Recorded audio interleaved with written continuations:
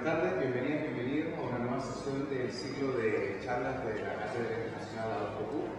En esta oportunidad es un honor, pero también ha sido un placer tener la visita de Malabou, tanto en el contexto de nuestro programa de doctorado en filosofía, en estética y teoría del arte. Y bueno, la presentación formal la voy a dejar en manos de un colaborador importante de nuestro programa de estudio también, el doctor Cristóbal Durán. Ahí vamos. Gracias. Bueno, les cuento, ya que la mayor parte de ustedes tuvieron varias de las sesiones y las sesiones de esta semana sobre todo. El plan de hoy, y titulamos a la jornada una o varias plasticidades, como una cuestión abierta. La idea es hacer una sesión que consista en preguntas de ustedes dirigidas directamente a Catherine, y que pueden ser preguntas basadas en lo que se ha visto durante el ciclo de actividades que se desarrolló aquí en Chile, o a partir de las lecturas que ustedes ya han hecho en algún momento de los textos previos, de los trabajos previos de Catherine. Así que sin más preámbulo, queda abierto entonces el micrófono. Yo quisiera comenzar, de hecho, tomando esa libertad, una especie de pregunta que sirva un poco de preámbulo, de abertura. ¿Cómo ves tú, Catherine, tu interés actual, que tiene que ver con la pregunta por el afuera, que tiene que ver con empezar a descubrir ciertas cosas que están sucediendo en los textos de la tradición postcolonial, decolonial, y ahora viéndose sobre el anarquismo? ¿Qué relación tiene eso con tus trabajos previos? ¿Cómo ves ese vínculo? First, I would like to thank you all for your presence at the seminar. It has been very, very interesting for me to come here and to communicate. It's too bad that I was not be able to speak in another language than English, so I'm sorry for that. And I think that despite that fact, I think we still understood each other, at least I hope so. So, well, thank you for your presence.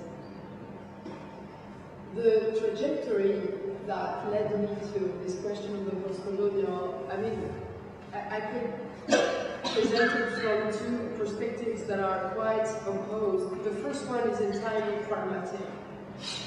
It is not really political.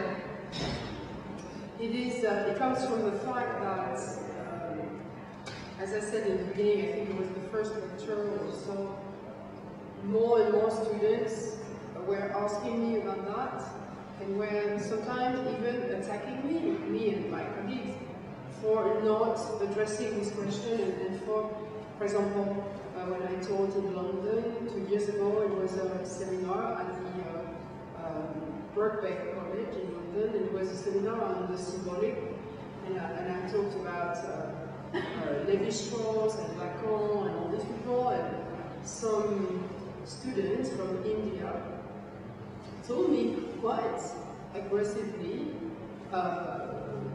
why are there only males in your bibliography, and why only white and Western thinkers? So it happened. It was the first time that happened to me. The second time was in Stockholm, when I was teaching in the School of Art, and people asked me to organize a conference, and I chose the problem of the mask, because it was also linked with the symbolic. And same thing, at the end, someone raised their hands and asked me why I didn't say anything about the Sami, who are the indigenous living in Sweden. And this came back again and again. So I said to myself, well, in the beginning I was very annoyed by that, of course. And I also told you in the first session about these movements in London, like we should ban Kant from our courses and things like that. So in the beginning I was really annoyed. And then I started to think about that and say that maybe maybe, despite the annoying aspect of these remarks, because again, I'm really not convinced by identity politics, but despite these annoying aspects, there was in this question something authentically philosophical, and that I could not ignore the problem anymore. Could not every time say, shut up, I am who I am, I'm teaching what I teach, and if you're not pleased with this, here's the door. No, I could not, or argue, well, here we are in a philosophy class, so we are teaching philosophy, we're not teaching Indian or whatever.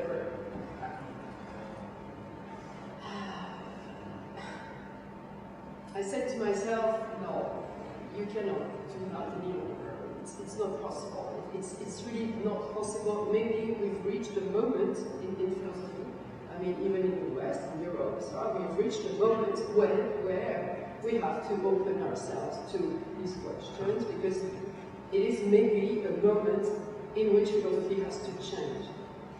It is exactly, I think what's happening at the moment is exactly what happened with Simone de Beauvoir when she started to say philosophy should open to women, etc. So it's a moment, I think, important political moment, when we have to open our concepts, our traditions, our bibliographies to these questions. So the first thing was, the first reason was, I would say, pragmatic.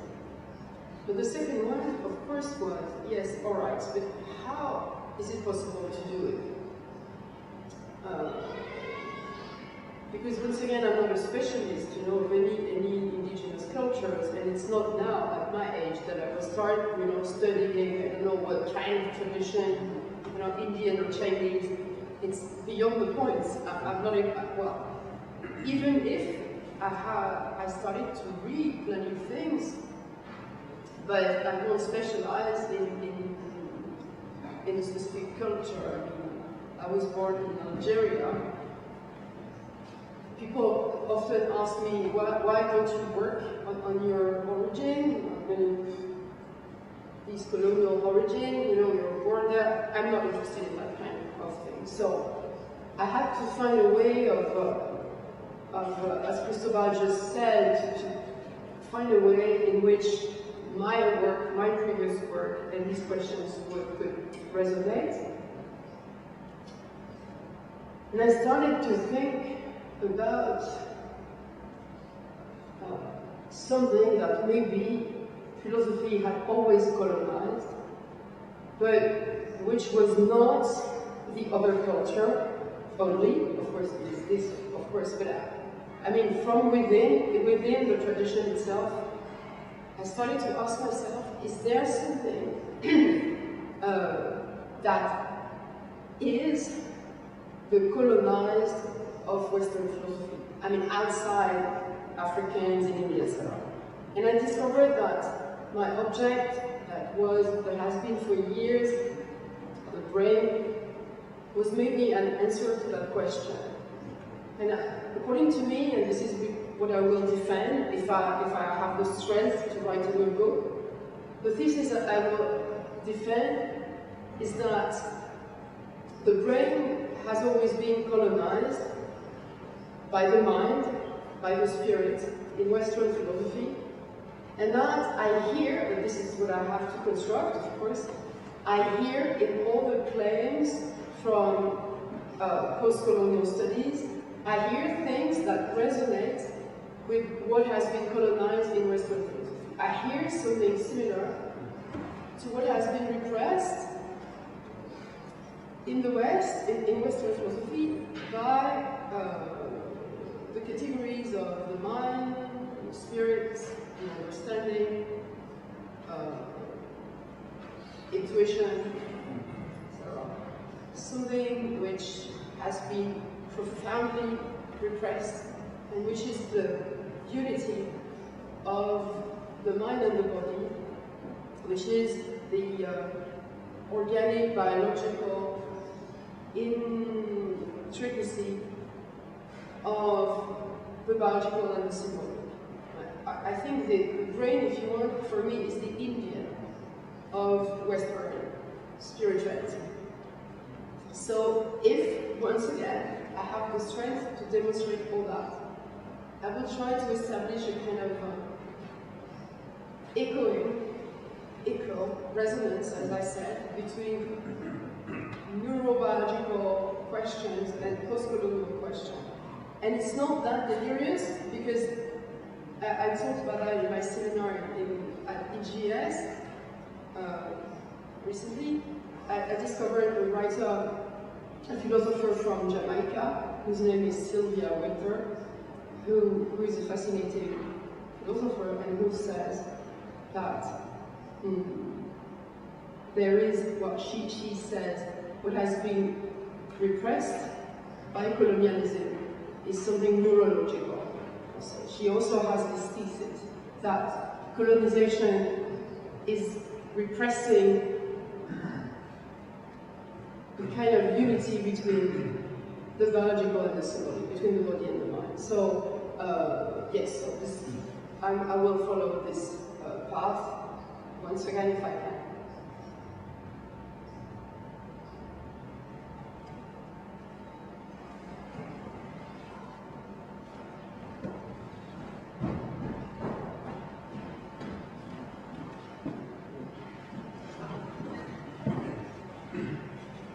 La pregunta que quería hacer pero trato de profundizarla. Primero me acordé de qué imagen tiene Fanon del cerebro, ¿no? Una pregunta que me hago bailar.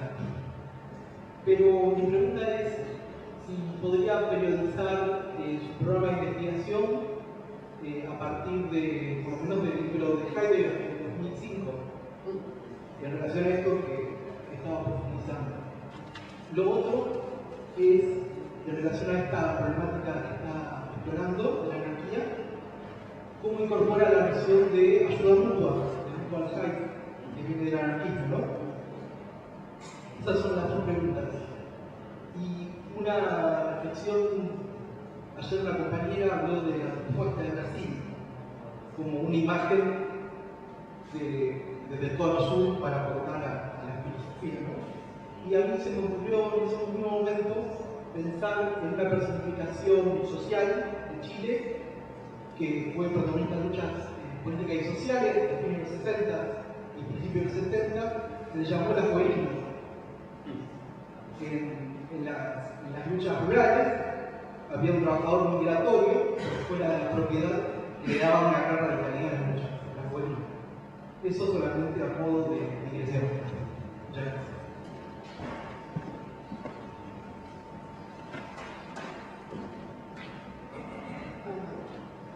Okay, so research program on Heidegger, I don't know what you mean by that. So maybe one day I will teach that book. It's not exactly what I intend to do right now. And then your question about anarchism. So at the moment, clearly, I have these two research projects that don't really interfere with one another, but at the same time, I work on both, which is first, well, the post-colonial, as I just said, and the other one, the anarchy thing. So there is certainly a way of putting them into dialogue, but at the moment, I don't know what it is. It is the first time that I'm working on two things at the same time, so it's very disturbing for me, because usually I work on one thing. So it's a bit difficult for me to understand what is really happening, but what I know is that both, like the post-colonial and anarchism, brings me very far away, even if they have a link with my previous works, it brings me really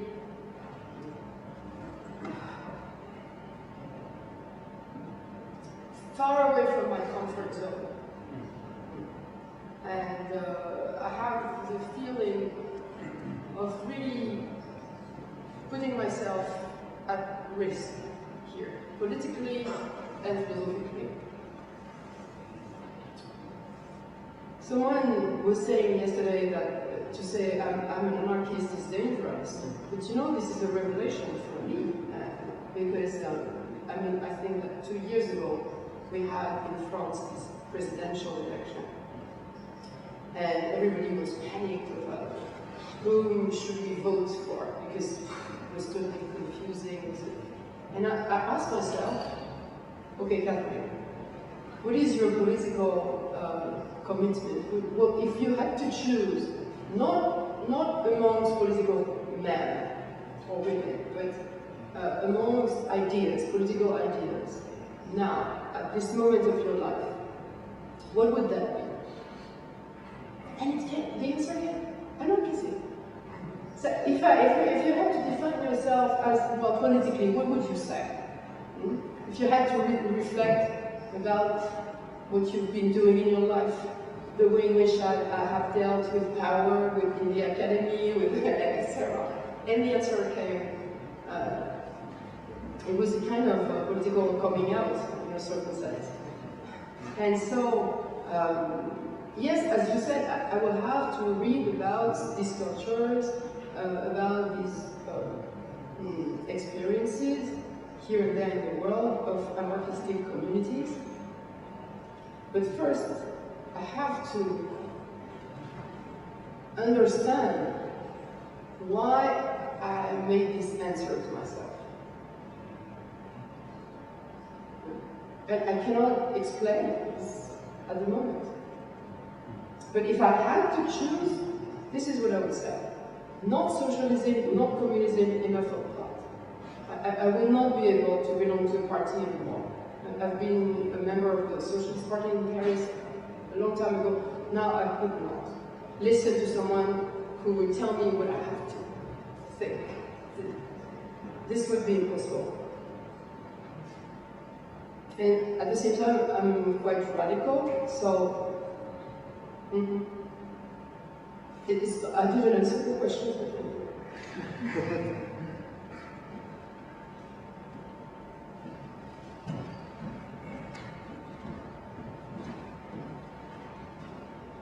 Hola, Catalina.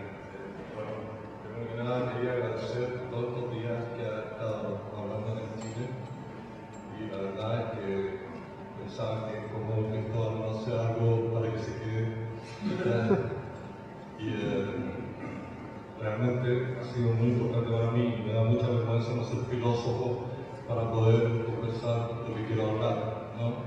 Entonces, aunque lo que más me importa en este minuto es preguntar si puede hablar un poco más sobre fetichismo y hibridación, porque realmente es algo que a mí me importa, ¿ya? Que me quedé un poco ahí como que necesitaba un poco más de explicación. Pero también lo que el comentario es algo que sobre el adentro y el afuera, que cuando decía que en el fondo como mujer se había quedado afuera de la cátedra francesa, en cierto sentido, y había encontrado su lugar fuera, en el afuera, un poco más lejos, ¿no? Me imagino que en otro país, no sé, ¿ya?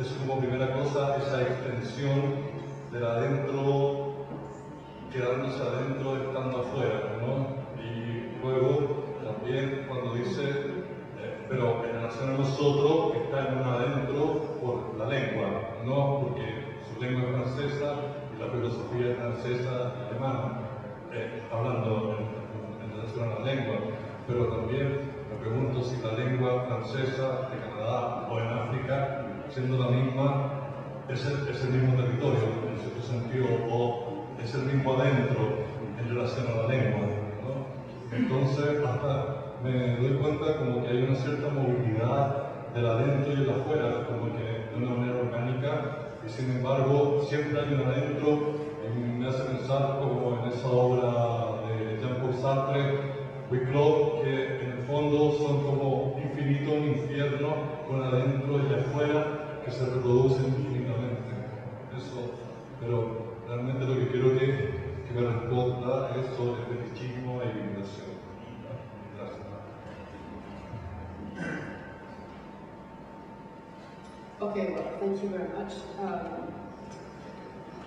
These are very beautiful questions, all intricated, so I will try to disintricate them for a while.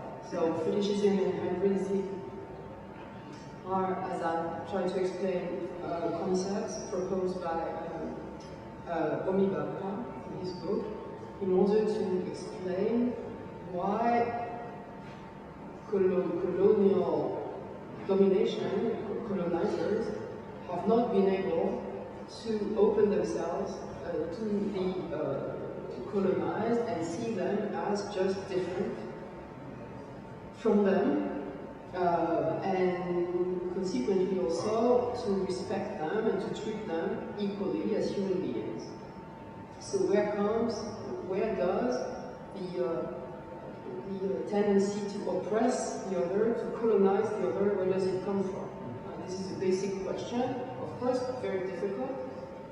You can explain it through capitalism, but you can also explain it through psychological reason. And you were talking about Fanon.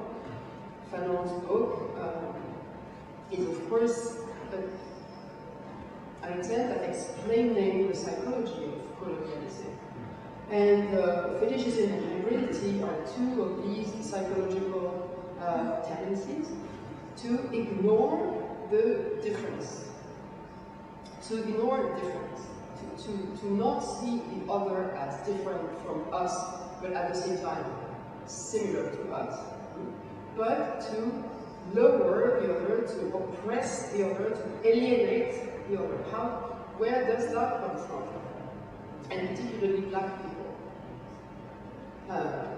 So in order to explain that, he does the same thing as Fanon, who, as you know, is a psychiatrist, and he refers to Freud. And Freud has this very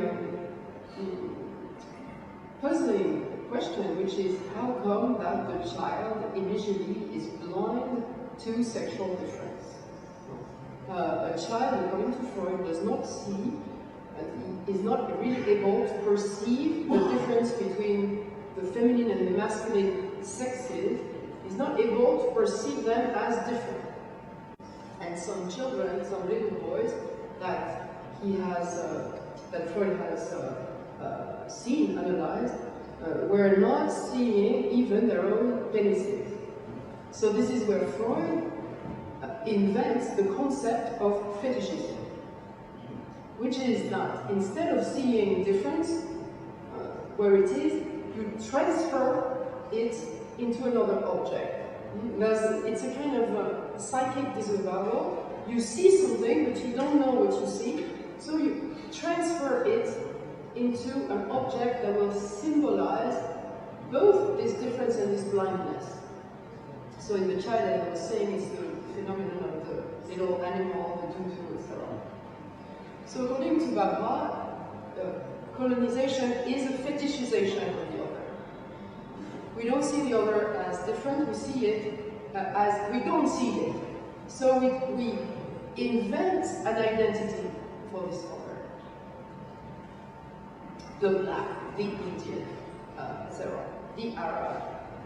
Fanon talks very, very well about the Negro. And hybridity, so fetishism is blindness to difference. Before seeing difference, hybridity is what happens after seeing difference. Which is that when you tell the colonizers, according to Baba, when you tell them, come on, the people that are in front of you are just different. They're not inferior, they're just different. Then the colonizer, according to Baba, is still disavowing this difference by creating a hybrid mixture. A little bit of the same, a little bit of the other. Okay? So this is like, if you want, what happened after decolonization. We don't see, for example, black people as Negroes, but now we see them as a hybrid mixture of a little bit of the same and a little bit of, okay? But according to him, this is still a disavowal. Now, regarding the outside, it's true that I'm very fascinated by all the situations of closure, And you were mentioning huis clos by Sartre. In English, what is it? I don't remember. The world without. Eso dice a puerta cerrada en castellano. Sí. So it's very fascinating to see these people locked in the same room forever, for eternity, and Sartre has this famous word like hell is the others. Hell is alterity.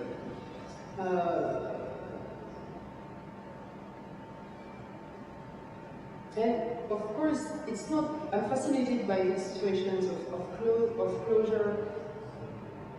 It's not that I don't believe that there exists an outside, but I think that the outside is not outside. It's not transcendent. The outside, for me, according to me, always happens from within.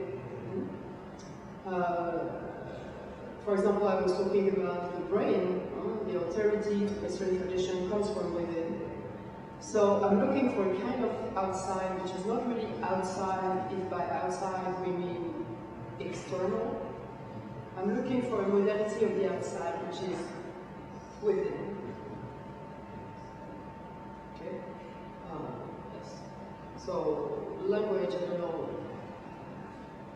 Language is a very interesting example of an inside. It's defined as a system by linguists, and at the same time, this system that is closed in a certain sense is infinitely open. It is infinitely open because it is closed.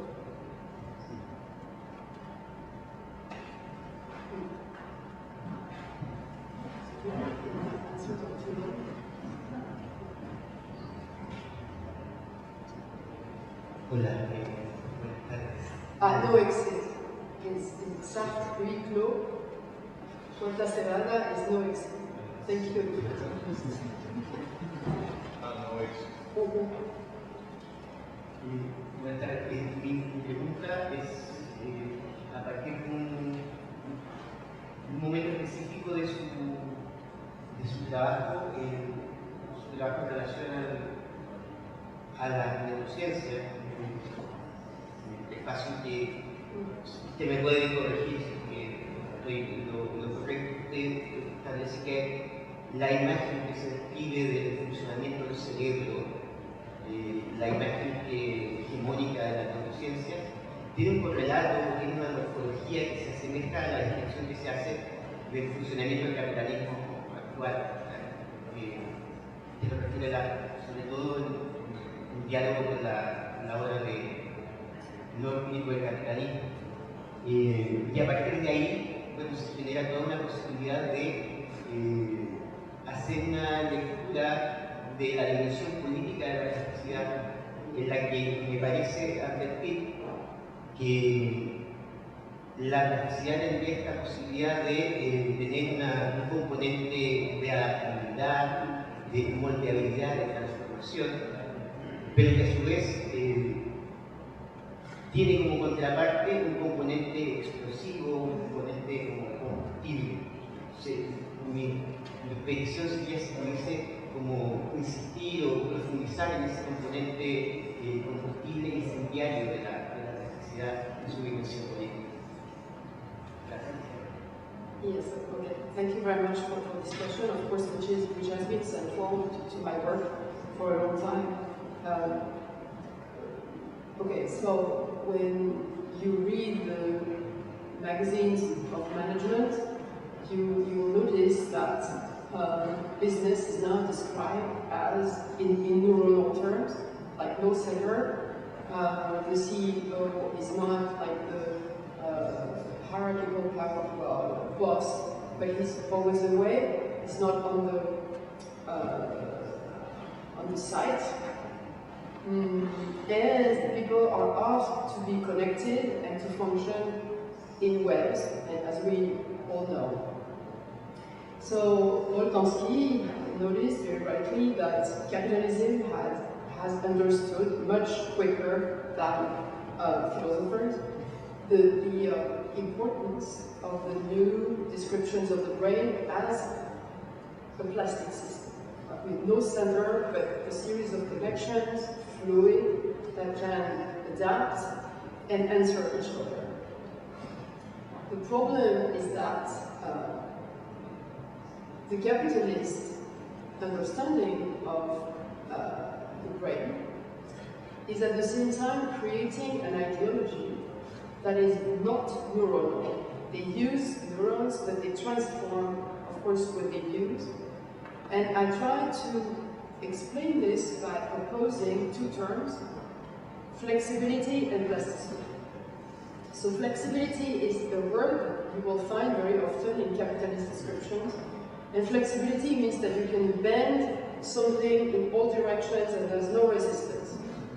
And in fact, capitalism says, you see, we are all connected to a kind of big brain, and it means that we are all flexible, meaning that we can work as long as we are asked to. We can leave our homes, we can go and find work very far away from our homes, we can exile ourselves like I did, etc. There's no limit, we're flexible, we can do everything, etc. We can travel, we can...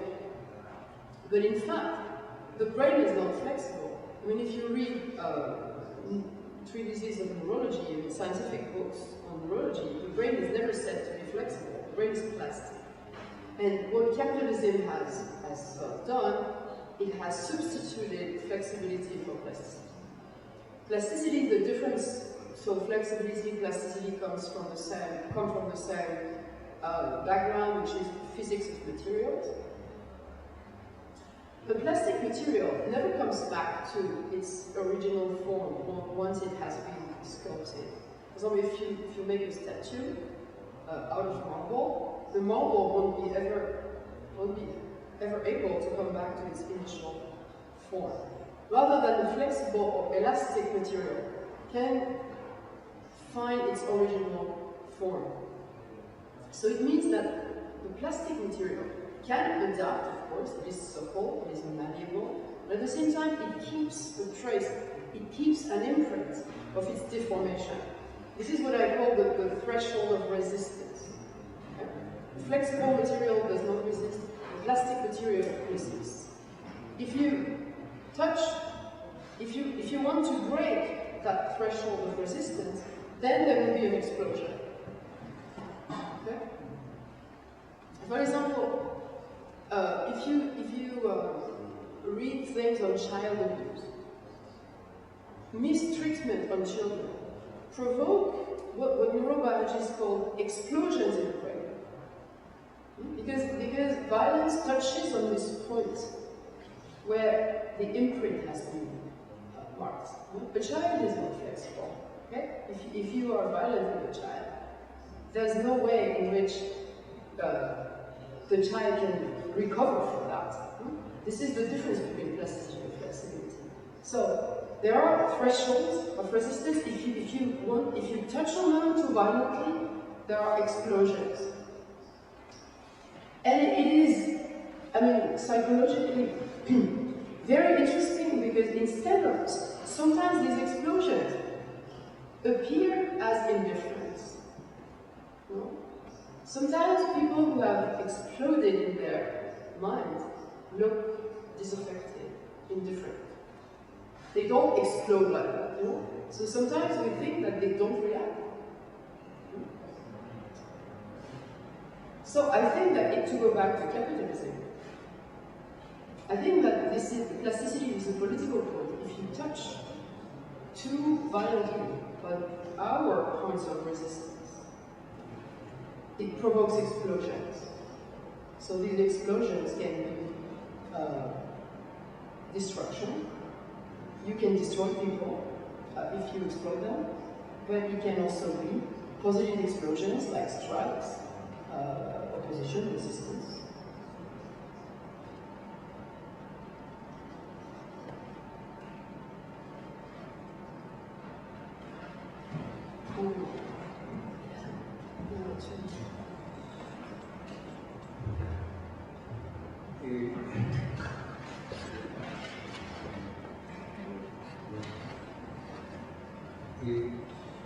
Hay una filósofa francesa que a mí yo leí y a mí me hace mucho sentido y creo que no tiene mucha relevancia en la filosofía como aporte. Es Simón Weil, no sé si usted la ha leído. Simón Weil, que murió en la guerra, en el tiempo de Moisés. Murió de tuberculosis. Y nunca logró, aparentemente, desarrollar su propia filosofía, porque ella era más bien combatiente en la resistencia. Y murió muy joven.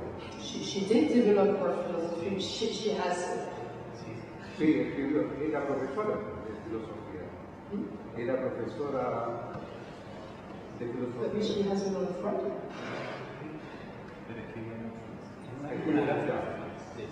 Hay un libro que a mí me dio una clave, que es en castellano, que se traduce como la razón del existir. Y tiene una definición de la responsabilidad del humano frente al otro humano. Y empieza con un capítulo muy interesante que se llama La esencia del alma. Y ahí dice que uno tiene como humano la obligación de hacerse cargo del otro. Yo no sé si ella, en el fondo, hizo un gran aporte a la filosofía particular, porque murió muy joven. Y lo otro que le quería preguntar, si tiene alguna relación con la filosofía química en la mente. ¿Sí? Porque ella tuvo una crisis. Ella quiso ser cristiana, pero nunca se quiso matricular, digamos, con el cristianismo.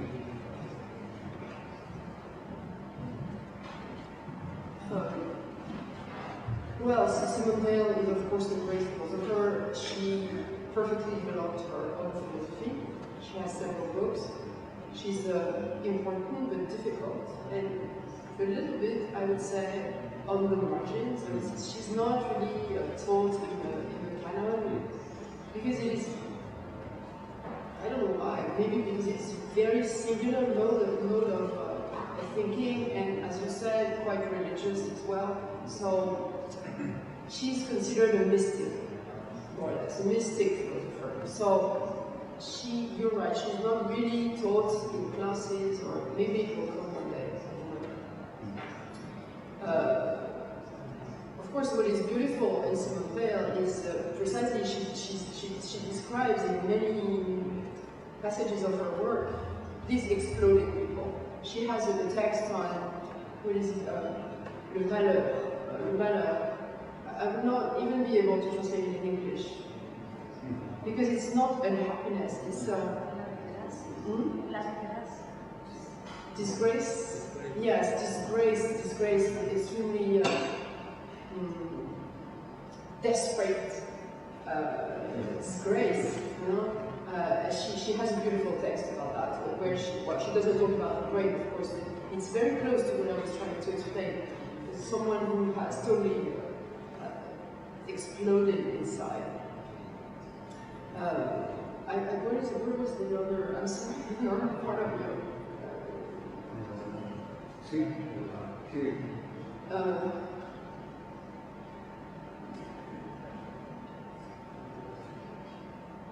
Porque son de épocas distintas. Yes, but it's not very important. Maybe it's different epochs, but the way in which she describes. Yeah. Caterina, quiero agradecer en primer lugar estos días de conversación y fundamentalmente el riesgo que corres de sacar la filosofía de la zona de confort. Eso es lo primero que quiero agradecerte. Y además pensar en el gesto de cómo se cierra este ciclo justo en un día muy importante. Hoy es el 30 de agosto, es el Día Internacional de los Detenidos Desaparecidos. Un gesto que creo que lo que estamos haciendo es es muy significativo. Y sobre esa idea, me parece importante relacionarlo con esto de lo combustible, de lo que estamos conversando, y hacerte la siguiente pregunta. A propósito de tu proyecto de reflexión respecto a la anarquía, ¿cómo sitúas la articulación del ejercicio anarquético en este territorio del pensamiento de la anarquía o del pensamiento anárquico? Me interesa porque al hacer un ejercicio anarquético, efectivamente hay una disposición hacia la referencialidad. Entonces, quisiera ver esa tensión. ¿Qué piensas tú respecto a esa tensión entre la referencia, lo referencial y este proyecto de diluir el centro? Eso.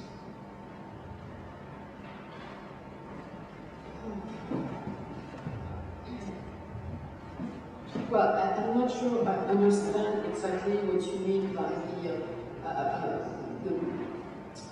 NESIC project and the reference. Sí, como, a ver, lo que quiero decir, o sea, pienso que yo sostengo que cuando se trabaja en un ejercicio de análisis, de pensar la memoria, hacer el trabajo memorístico, y necesariamente hay una disposición, hay un movimiento hacia un núcleo, hacia una referencia que se requiere, que se necesita, ¿no? Reconstruir, rearmar. ¿Qué necesita? Yeah, but precisely, I think that the way in which Levinas talks about anarchism, what I tried to present on this day, is contradicting this definition of memory, according to which you first have to have an event and then the memory, that the event comes prior to the production of memory. There are traces that are memorized, and these traces are traces of something that never happened. You can find that in many domains. For example, in psychoanalysis, Freud says we all go through the complex of Oedipus, and yet none of us has lived through it. So even Plato, the theory of remembrance, okay, we remember the ideas, but without having lived the moment in which we would have been taught this idea. So in fact, all great theories of memories, in a way or the other, always affirm that memory comes before the fact, that the beauty of anamnesis in Greece and after in theories of memories like in Bergson, in psychoanalysis, etc., tend to affirm that memory is a production, not a reproduction. And so, in Levinas, this is precisely what he calls anarchic. What is anarchic for Levinas is this disorder, because usually we think that, once again, there is first the event and then the memory. There's a disorganization here, and Levinas says this disorganization is anarchic. We have to understand that, contrary to what we might think, memory comes prior to any kind of event. And the trace, the anarchic trace in Levinas is the trace of the other. Like the other is in me, is always already in me. This has never happened. Okay? And this is also, we can also have theories of traumas that say that the trauma can be inherited from generation to generation. And where does this memory come from? it has no reference.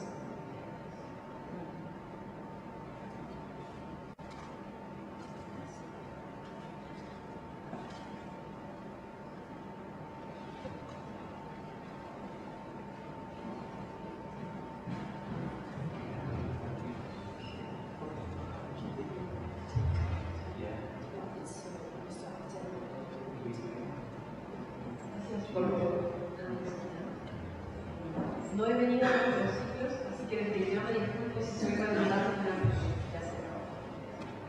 Pero quería volver un poco a Spivak y quizás más bien reflexionar, discutir, mencionar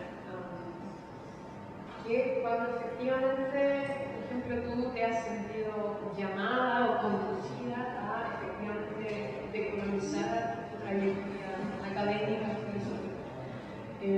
¿cómo efectivamente podríamos arrancarnos o superar el problema de efectivamente no representar nosotras, de manera hegemónica a ese otro subalterno, en el sentido de nosotros decir esto será lo decolonial, esto será lo otro, y volver a reproducir estas estructuras de poder de decir, bueno, vamos a incorporar ahora a nuestra tradición eso otro para decolonizarnos? Es decir, cómo no caer en los problemas que nos dice Spivak de la representación y en el fondo conducirnos más en lo que trabajamos sobre el perpetuo, sin efectivamente reproducir jerarquías colonizantes que digan que eso es lo otro y en el fondo ser nosotros mismos nuevamente la voz que autoriza eso otro a transformarnos, pero siempre desde el lugar de la voz.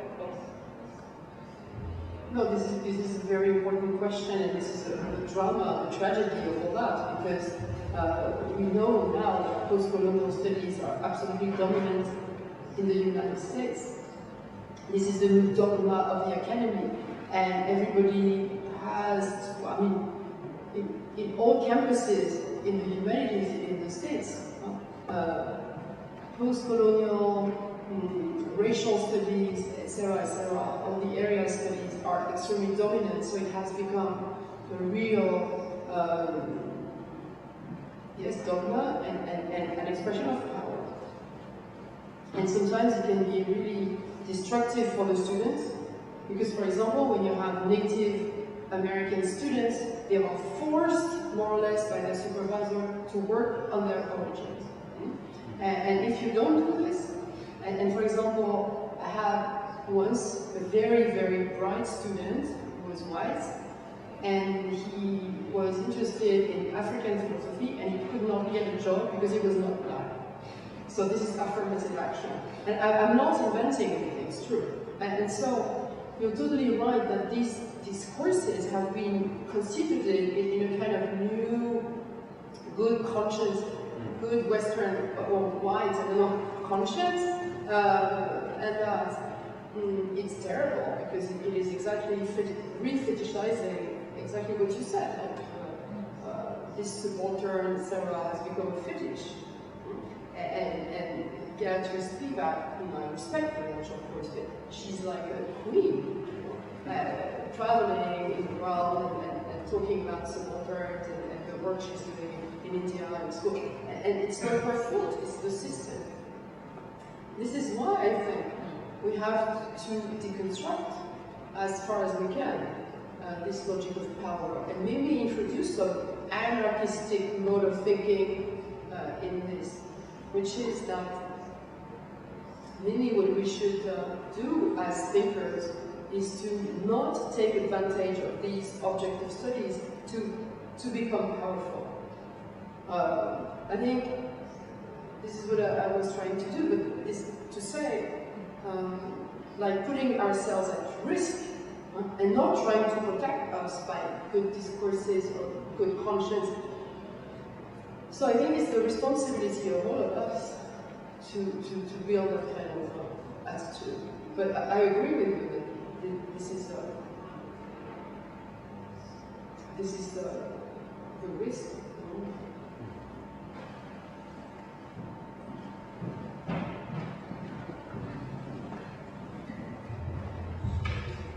Hola, gracias.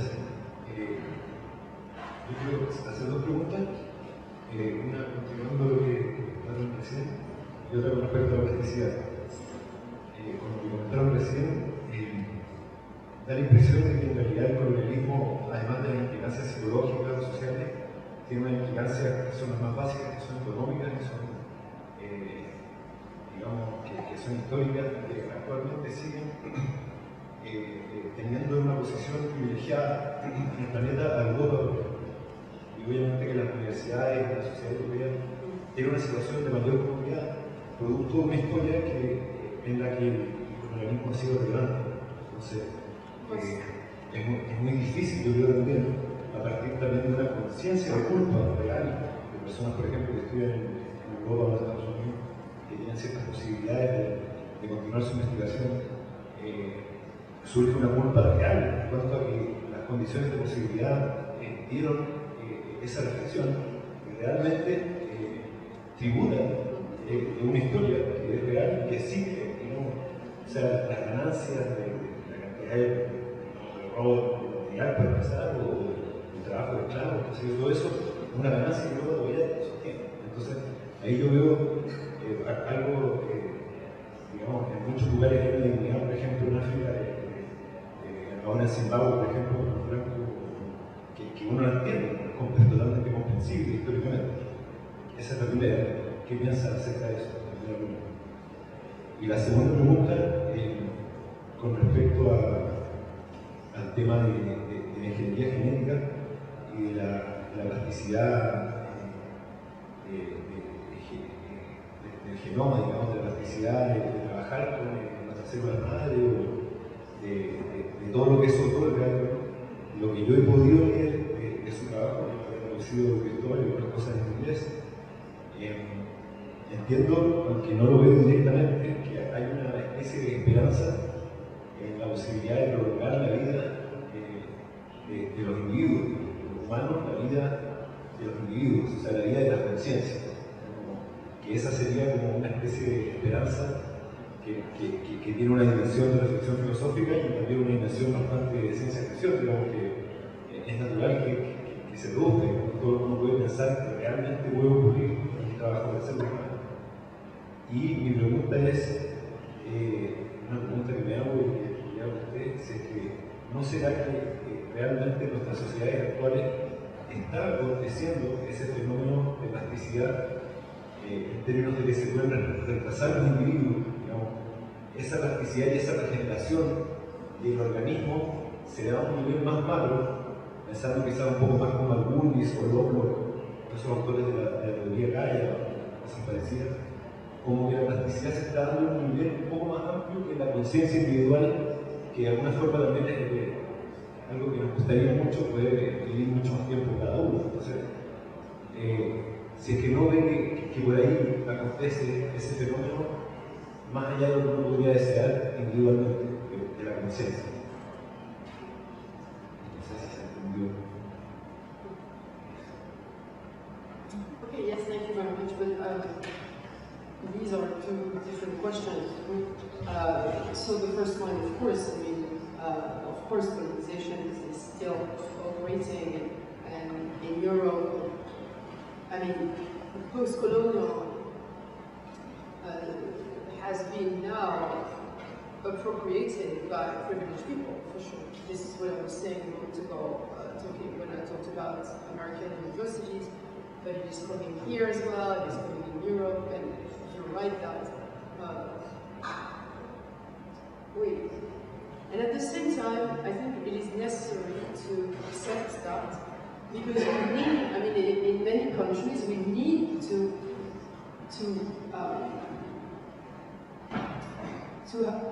recognize what we have done. For example, in France, we still have very few studies, very few, I don't know what, consciousness, awareness of the Algerian War. This is a trauma that we haven't still, I don't know, dealt with. So of course, it's a very ambiguous phenomenon, because on the one hand, we can deplore this new dogma, post-colonial, etc. And at the same time, it is necessary, maybe, to have it in order for people to become aware of what they've done. For example, me, myself, it is only when I listen to some African theorists that I realized what slavery had been. The number of centuries, the violence, the techniques. I was ignorant of maybe half of the fact. So I think that it's an ambiguous phenomenon. Okay, we can deplore this new dogma, but at the same time, without it, I think that many countries would just remain unaware, like they know vaguely that there has been something like colonization, but they would not really be confronted with the trauma, with what happened. So this is my first answer. That it's a necessary evil, this new dogma. The second one about plasticity and the possibility to replace ourselves with stem cells and also technology in a certain sense. How transhumanism is something very interesting. I mean, I'm not convinced by their arguments, but it's very interesting. The idea that we can replace each part of ourselves and put some artificial chips in our brains, and if Elon Musk has something here in the stem, right? Brain stem. And so transhumanism is a way of saying we can go outside humanity, we can transgress the limits of humanity in order to live longer, to replace ourselves.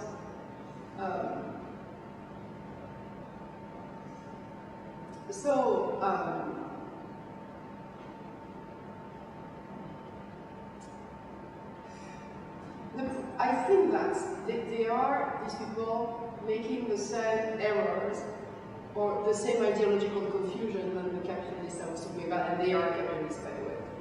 Which is that it's not because we will live longer that we will erase negativity, that we will erase finitude and mortality. And this is, they are confusing once again the flexibility, like we can live longer, etc., and plasticity. You can live longer, and this is what Heidegger says somewhere, it's not in linear time, but it's somewhere. The idea that a long life does not discharge you from having to question your own finitude. And so you can plastify life forever. The threat of destructive plasticity will always be here, because your death will always be with you. You can live for 200 years, this won't change anything. So the problem of all these new promises that go hand in hand with capitalism are interesting, of course, fascinating. I think this is very interesting, and at the same time, philosophically, these things have to be discussed, because negativity won't disappear, destructive plasticity won't disappear.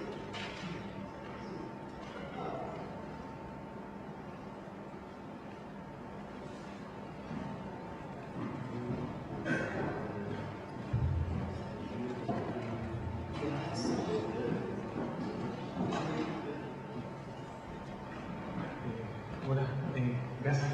Estoy un poco incapacitado de hacer una pregunta porque no he estudiado todos los textos, pero bueno, igual. La diferencia que hacías muy interesante entre flexibilidad y plasticidad me hace alusión como una diferencia. La pregunta es si la compartes o no, esta referencia entre la forma que uno puede entender como la mímesis en Platón, ¿no? Plotino, ¿no? Una idea de utopismo, ¿no?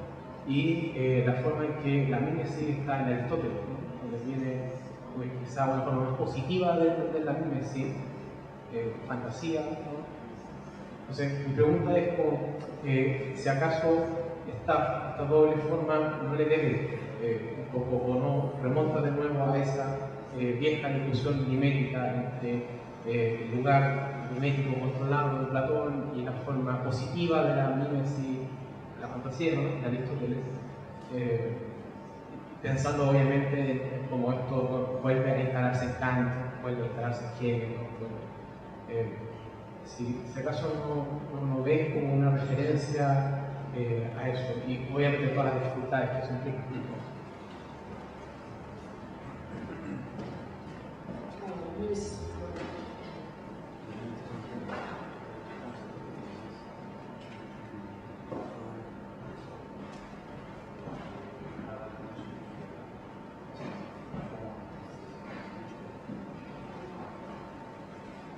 I think there is a meaning of plasticity in Greek, from where plasticity comes from. Plasticity, which means to imitate. There's a meaning of plasticity that touches on mimesis, and I think that plastikos, if I remember well, also has a meaning of mask. So something that is an imitation. And in a book by Marcel Détienne and Jean-Pierre Bernard, the French great Greek, specialist of Greek philosophy, they have a book on métis, which is ruse, Greek, where they show that the animals, like the octopus and the fox, are said to be plastic because they can take different forms. They are, so they mimic. They are able to use mimesis in order to cheat on their victim, enemy, in order to capture them. So there is of course a strong relationship between plasticity and imitation, and plasticity and mimesis. I think this may be the reason why Plato and Aristotle and all the tradition in philosophy, the whole tradition in philosophy until Hegel, never used the term plasticity. Always separating the good form, which is the idea that cannot be imitated, and all the bad forms like ruses, strategies, poetry, images that are rejected to the side of plasticity. So that would be interesting to go deeper into this. The good form and the bad form. The good form is the one that cannot be imitated. So for the Greek philosophers, this form is not plastic, and the bad forms like imitations, etc., that are said to be plastic. And of course, we can also think of plastic material that is an imitation of other materials.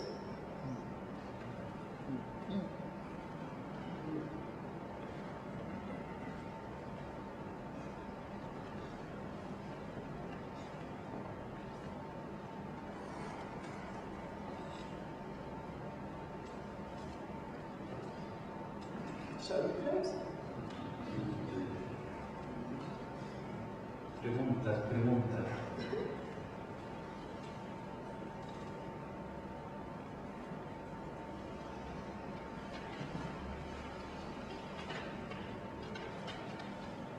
The time is now.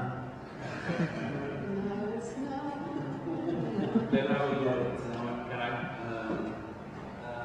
I just want to go back to your first. Just go back to your first answer, and if you can give us more examples of that idea of colonization of the brain by the mind or the spirit. You are working on that now. Yes, but yeah, I mean, this is really new, so no. Because it's not ready. I mean, I have the intuition, I'm sorry, this is not because I don't want to, but this is very new, and I only have, No, because we were talking about the idea of soul, for instance, and I was thinking about what Foucault talked about, the idea of the soul. The soul within the body, and the relation between the soul and the body. If you are working on that, you are what's interesting you now, like the idea of no, but this is very interesting. Of course, this is very interesting because it's true that Foucault, in hermeneutics of the subject, in particular, when he talks about the plasticity of the soul and the capacity to transform the soul, uses this term soul. I mean, it's quite. This is very strange. And, you know.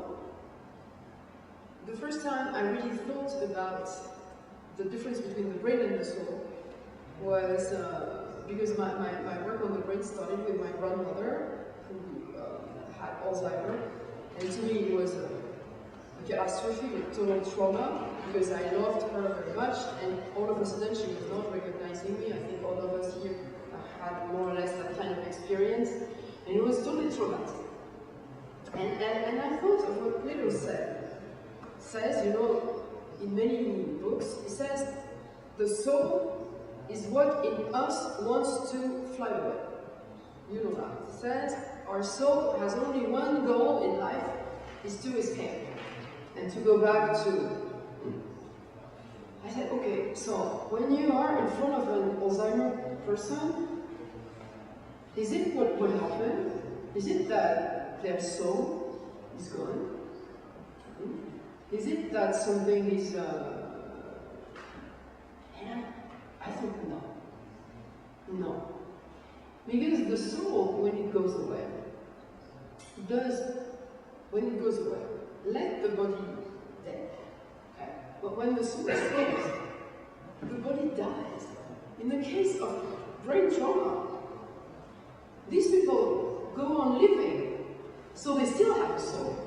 Animation. They are still animated. So the soul is still here. There's something else that has been destroyed. And this is, what has been destroyed is the brain. And so, in fact, the difference between the soul and the brain is that the brain can survive its destruction. The soul goes away and still, I mean, escape the destruction of the body. The soul is indestructible. Either it is in the body, but it is not destroyed, or it's in the ideal world, it's not destroyed either. Only the body can be destroyed. It's not true. You can have something, you can have a form, and this is difficult to think, this is what I call destructive plasticity, the kind of survival of the soul to its own destruction. So, I don't know if I answered your question, but and this, according to me, has never been said by any philosopher. I mean, there still are, even the destructive philosophers like Foucault, still are in the mind, in the soul, in the I don't know what.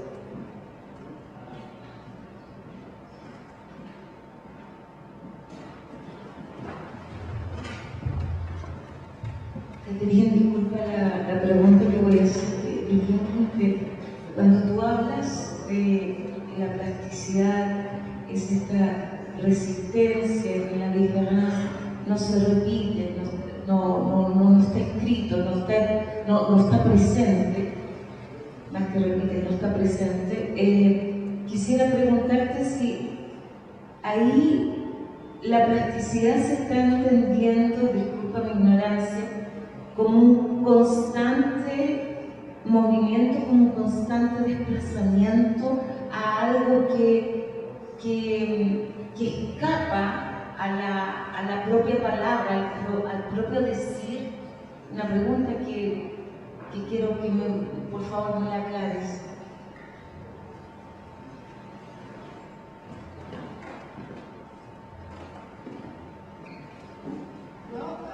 I think this is both. I think plasticity is a dialectical concept that, on the one hand, is very able to grasp what it wants to say. So we think of plastic art, plastic surgery, plastic whatever, the good form. There's something that is perfectly able to be adequate to its object. And on the other hand, the example I just gave, plasticity refers to the explosive, the plastic explosion. That, as you said, is more like an incapacity, an impossibility to grasp its own object. So this is what interests me in this concept, is the crossing between two totally opposed mode of expression, constructive and destructive at the same time. Yes, and in the case of Alzheimer, as I was talking about, language precisely as you escapes. So,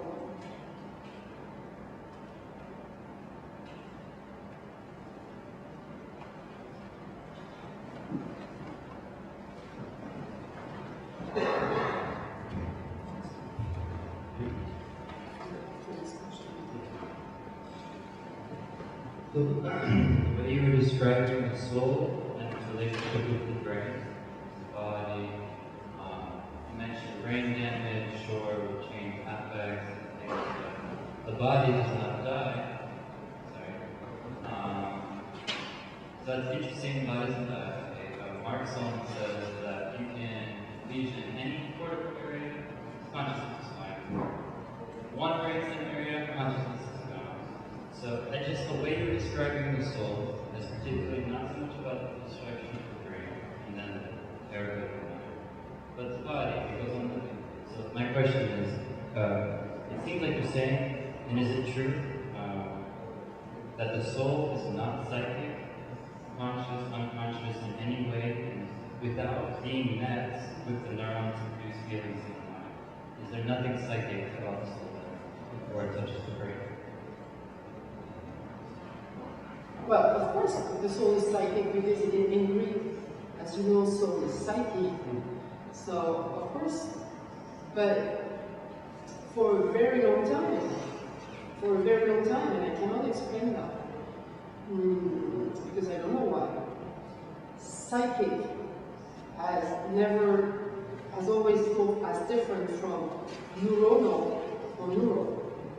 We had to wait until like the 20th century, almost, to admit that our psychic apparatus, the soul for Plato, the unconscious psychic apparatus for Freud, and the neural system were one and the same.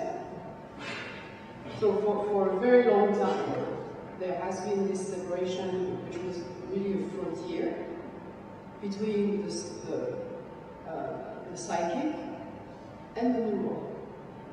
Okay? Now, many of us think that neural and psychic are the same. But I say many of us because not all of us. So some psychoanalysts still defend the idea that the unconscious on one hand and the brain on the other are totally different. Okay? So it's not that the soul is not psychic. It's that for a very long time, the psychic and the neural or the neuronal have been thought as totally dissociated.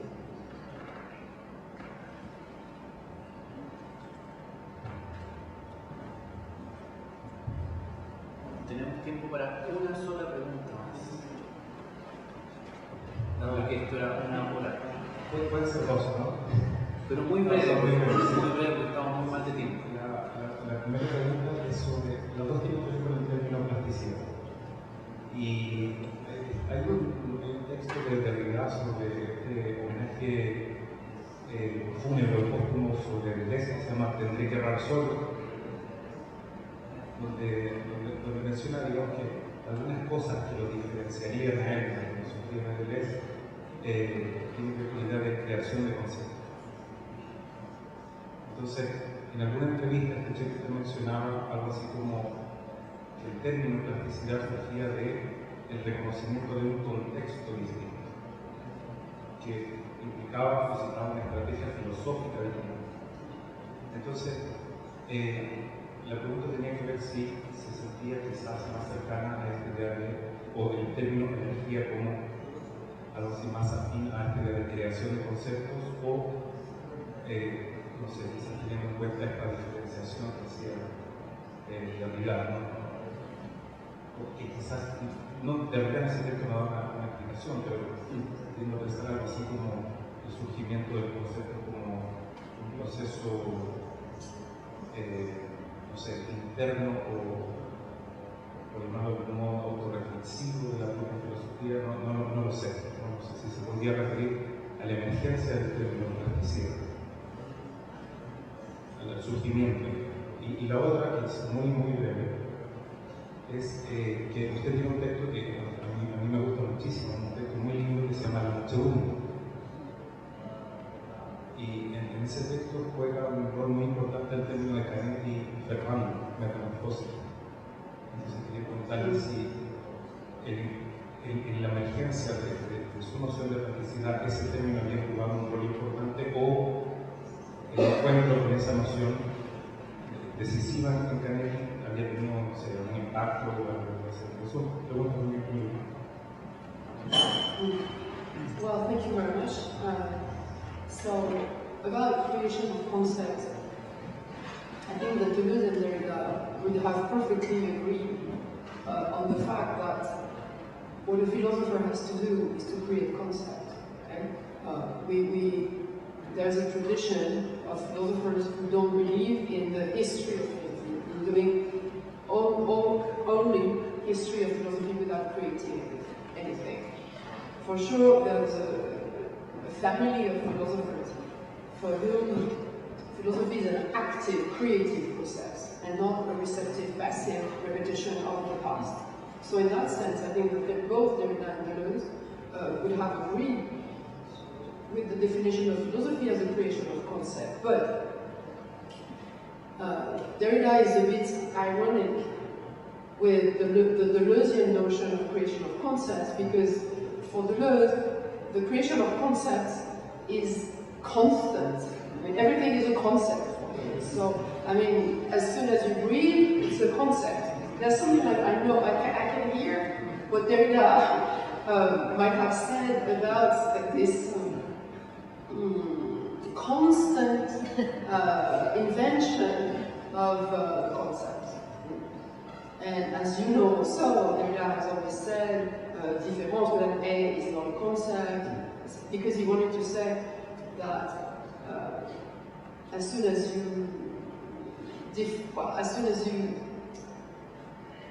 you should not fetishize your own concepts. I mean, something like that. You know? But of course, they agree on the fact that philosophy is a creation of concepts, of course, but they don't have the same relationship to that term.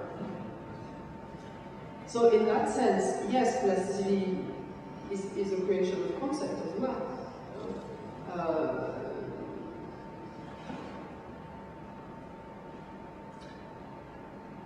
And my problem is now, my work is identified with this concept. So in that sense, I have the same problem than the one that Derrida is expressing, which is that my name is associated with this concept now, and it is something very, I mean, this is not good. I don't like it, because it has become my fetish. And you know, so now regarding Canetti, you are touching on a point which is very, because I was not able to go beyond that text because I didn't have time, so this is a regret I have, because I adore his book, Masse et Puissance, I don't know what is it, Masse Polaire, in English it's, well, I don't remember what it is, because Puissance is difficult to translate. And unfortunately, I have only one text on Canetti, but this is a regret, because yeah, it's great. It's a very good book. Maybe if I have time one day, I will.